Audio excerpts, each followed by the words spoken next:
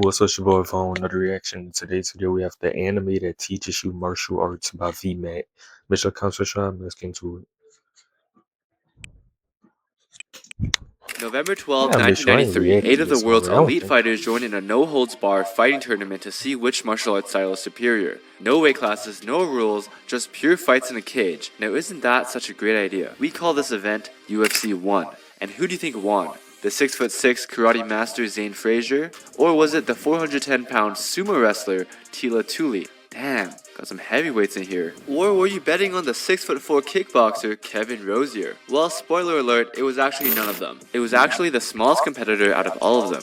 6'1" Brazilian Jiu-Jitsu user Royce Gracie dominated the competition with grappling and submissions. Now this event was cool and all, but it wasn't that grand, as there was only 8 martial arts styles and 8 competitors. The UFC is a lot different now, with the main martial arts being mixed martial arts MMA, which has a combination of strikes and grappling. But what if you had a tournament like that, but in anime? And it's grander. A tournament where all styles are present and used in an ultimate fighting tournament. Well, I gotta watch this anime. they actually made an anime and it's called Kengan Ashura, the greatest fighting anime I watched Baki already. out there. The premise of this entire anime/manga is literally just a fighting tournament where people wail on each other. Now you might be thinking, well, they've done this multiple times, but let me tell you, this anime executes it perfectly, giving each character in the tournament their own backstory, development, and going in depth on the martial arts they use. So what happens when you take the world's top fighters and put them all in a tournament? A pretty damn good anime is what you get. So I want to go through some fights in Kengan Ashura to see the ferocity of these fighters as well as the martial arts they use. Firstly, who's the main character for Kengan? Well, here's the thing. In this tournament, everyone feels like they could be the main character. It's such a great cast of fighters, all 32 of them. So honestly, Baki better. forget about the main character, we're talking about fights here. Number 1, Jiu-Jitsu versus Hockey martial arts. What the heck is Hockey martial arts? Okay, you might be wondering what is Hockey martial arts, but you gotta understand it's still an anime, so you gotta give it some anime logic too. But hear me out, it makes sense. But you gotta understand it's still an anime, so you gotta give it some He's managed to turn his entire skeleton structure into a whip. What? That's Baki. What? anime logic too. But hear me out, it makes sense. You know, in the NHL, there's a lot of brawls that occur. Well, we have the top dog of the hockey league, Adam Dudley, the emperor of hockey brawls. His strong punches can knock out anyone, even with a helmet. No one stands a chance against Adam in a bare-knuckle brawl. And on the other side, we got little kid, 19-year-old Imai Cosmo, the prodigy of Jiu-Jitsu. So in this tournament, there's a lot of underground fighters who fight in the Kengan world, and there's a lot of also high-profile fighters who are like professional athletes and professional fighters. Adam's stature is huge, coming in at 6'3", weighing 236 pounds, while poor 19-year-old Cosmo is a lightweight at 5'6", 150 pounds. And let's also acknowledge how damn cool these intros are. Just watch them. While Imai is a grappling genius, how is he going to overcome the massive weight disparity? This is when Kengan showcases the importance of weight classes. One punch from Adam can be devastating if it lands. The fight begins, and Adam Dudley is immediately on the defensive. Imai Cosmo has been doing this for years. He is a trained fighter, unlike Adam. His agility and speed can't be matched by the burly Adam. With constant leg kicks and calf kicks, Imai intends to slowly break down the Emperor on the ice. However, his attacks do little damage, as the weight disparity is showing. Adam gets frustrated and delivers blows of punches with no results. Cosmo is experienced in fighting larger opponents in all his previous fights, because every single one of them was bigger than him. He meticulously dodges and counters each of Adam's attacks. When he gets the chance, Imai brings Adam to the ground and begins wailing on him. Is it over? Jiu-Jitsu Damn, what the fuck? Grounded. I gotta watch this. It's on Netflix. on the ground is practically unbeatable. This is where the fight changes direction, however. Adam is able to throw a punch from an unnatural angle. He's the king of hockey brawls. With experience slugging on the ice, he knocks out every opponent without using his hips and on ice, so he's unbalanced. We call this hockey combat, and it's the only sport that allows brawls to ensue. Adam grazes Imai and pushes him off with that punch. Imai is forced to dodge, and both his feet are back on the ground. Cosmo, getting caught off guard again, is punched and flies across the arena. Just one punch has dealt serious damage to Cosmo, while Adam seems fine even though he's taken a huge beating. This is it, the final clash. Zone, Cosmo's special move. He finds a momentary blind spot in the opponent. In just 0.5 seconds, Cosmo disappears and goes to that blind spot, leading into a triangle choke on Adam. Cosmo is the winner of this round via submission. Even though Imai Cosmo is young, it shows that experience in fights triumphs all, and you can win with right place counters and timing. Number 2, professional wrestling versus sumo. Two big-ass dudes just wailing on each other. What more could you ask for? We have 6'5" Sakabayashi Jun, the pro wrestler, versus sumo wrestler Kyozan Tekeru at also 6'4". And you thought Adam was big? These two dudes are all over 300 pounds. Sakabayashi is 100% a showman. He straight up disrespects the sumo wrestler by having his hair in a top knot, similar to sumo style. Let me ask you a question. What do you think when you think of pro wrestling? The WWE? The Rock? John Cena, You Can't See Me, Logan Paul, Jake Paul, any of the Pauls? Pro wrestlers are all showmen. They like to put on a performance, and Jun is no different. He's such a showman that he refuses to dodge any attack and takes everything head on. Kinda insane, I know. What a psychopath. The difference is, this man can actually fight and take it. Feeling insulted, before the match even begins, Kyozan immediately grabs Sakabayashi's hair and throws him down to the ground. The pro wrestler is out cold.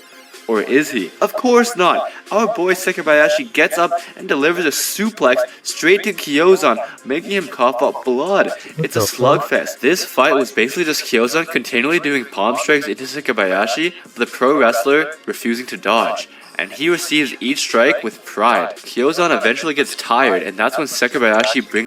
Now, do any of these niggas die though? Like that nigga Yojo Hama beheaded a nigga with a fucking what he did a chop. Like that nigga like sliced the nigga head off. It ain't gruesome enough. Baki better.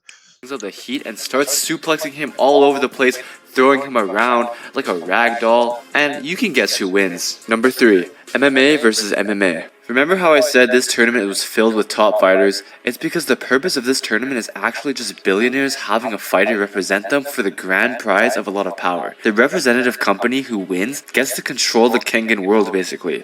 The president of Kengan is also participating, and he has the strongest fighter in Kengan history. It's Kano Agito.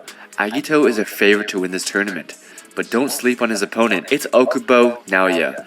Okubo is the UFC champion of the world.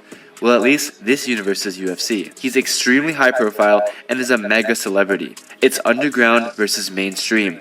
Who is the strongest? Okubo starts out this round faking a strike and immediately going for a tackle. The UFC champion is particularly strong at grappling and fighting on the ground. But this doesn't faze Kano. He takes the tackle head on and isn't overpowered. Kano then pushes Okubo off and delivers a heavy kick to his arm, weakening it and proceeding into his own tackle. Kano is a very interesting character because he doesn't have a martial arts style. He just enjoys copying his opponents and beating them down with their own specialty. It's kind of mental warfare if you think about it, getting destroyed by your own style. Kano's MMA proves stronger than Okubo's, and he is able to outstrike him, outgrapple him, and outpower him. His stats are just far better than the world champion in every regard. But does this mean Okubo stands no chance?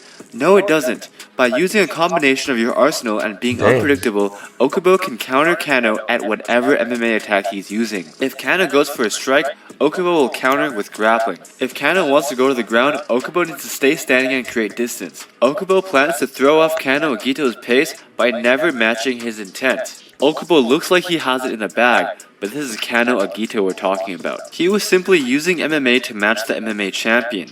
Now it's time to go all out. Kano goes for a strike at full power, and Okubo, of course, goes for a tackle to counter the punch, but Kano is too fast. He predicted it with an uppercut under the chin, knocking out Okubo and proceeding to suplex him into the ground. Once Kano goes serious, the match was over in mere seconds. One thing I enjoy about Kengan are the martial arts styles. Not just the traditional ones I listed, but there are so many styles in the Kengan universe that are fictional. One example is the Nikko style, the martial arts of the main character, Tokida Oma, which utilizes the power from the opponent and uses it against them. There's also the Kure clan techniques, which have been passed down multiple generations to each Kure clan member.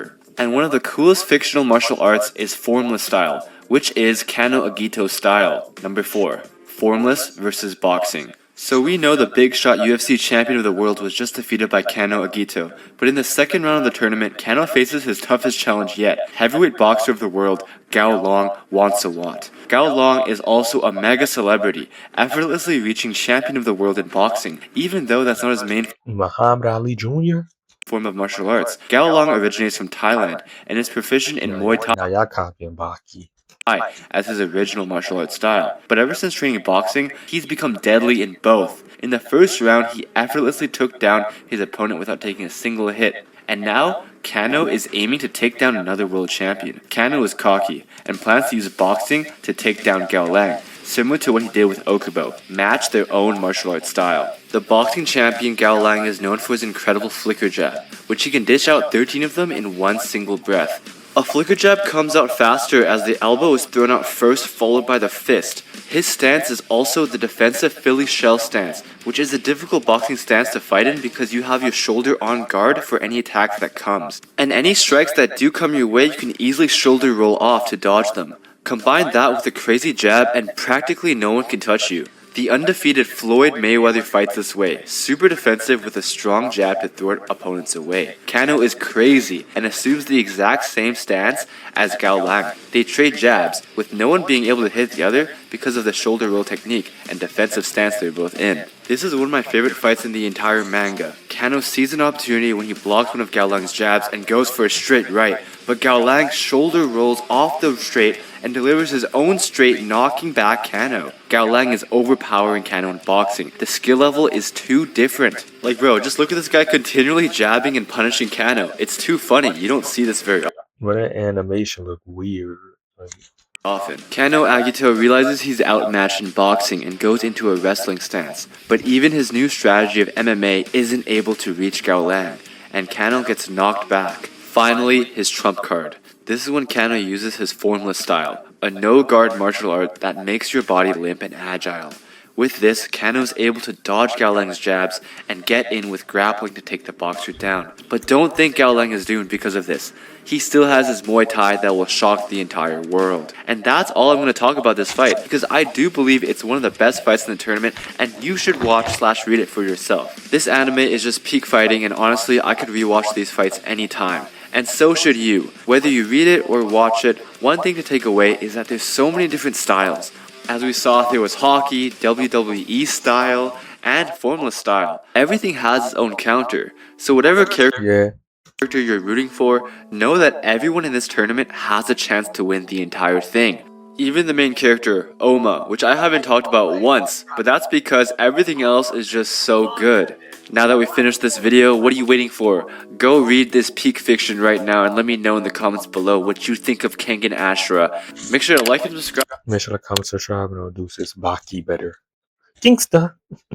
Yes, I did this reaction just to hate on this anime and say Baki better.